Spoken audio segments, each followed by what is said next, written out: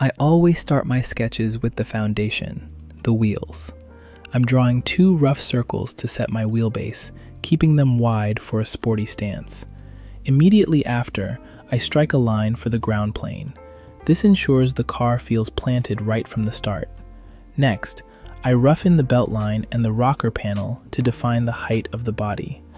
Now I focus on the volume and the silhouette. I'm sketching a low, sweeping roofline to create that fastback coupe profile. I want the cabin to sit far back, so I'm elongating the hood and tightening up the rear deck. Here, I'm defining the greenhouse, or the window shape, tapering it toward the back to make the car look faster. This is where the character comes in. I'm carving out the shoulder line right above the rear wheel to give it a muscular haunch. I'm also adding a deep, sculpted vent behind the front fender. This breaks up the side surface and adds some drama. Now comes the most important part, line weight. I'm switching from exploring the shape to defining it. I'm pressing harder on the bottom of the car, the rocker panel, and the bottom of the tires. This darker line weight mimics the occlusion shadows you see in real life and gives the vehicle a sense of heaviness and gravity. You can see me lightly sketching the door cut lines now, just figuring out where the panels separate. For the final details, I'm cleaning up the wheel circles and sketching in a quick 4-spoke rim design just to suggest structure.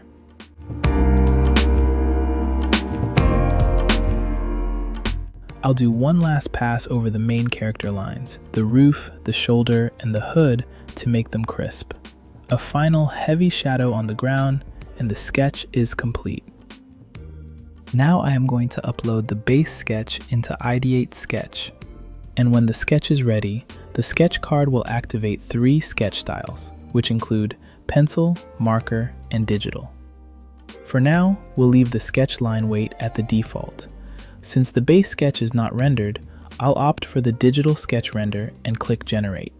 And there you have it, a clean, rendered sketch without losing your design intent, as you can see when I interchange between the 2 sketches. Next, I'm going to grab the same rendered sketch and run it again, but this time I'll explore the marker sketch style and hit Generate once more. And how about that? A nice marker sketch with all the details preserved. But we are not done quite yet. Let's scroll straight down to the photorealistic render section and select our marker sketch, and click Render. Again, we get a highly detailed design from our marker sketch, ready for a professional presentation. Everything from the surfacing to the tires and rims, all clearly translated into a photorealistic render.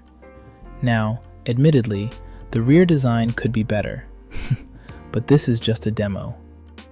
So to recap, you can see how we started with a quick side profile sketch. We translated it into a digital render, then into a marker render, and finally ended up with a highly detailed photorealistic render.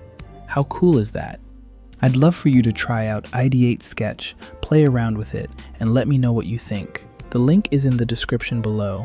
Your feedback is going to help shape where this app goes next. Thank you for watching, and I can't wait to see what you create with Ideate Sketch.